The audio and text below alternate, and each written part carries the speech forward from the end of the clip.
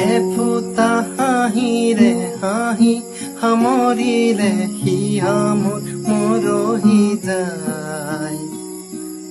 আজৰি পৰতে কথাবোৰ গাঁঠিৰো পাহৰো তোমাকে পাই। মৰম কি এনেকুৱাই, মৰম কি এনেকুৱাই। এফুটা হাঁহিৰে হাঁহি সামৰিলে হিয়া মোৰ মৰহি যায়।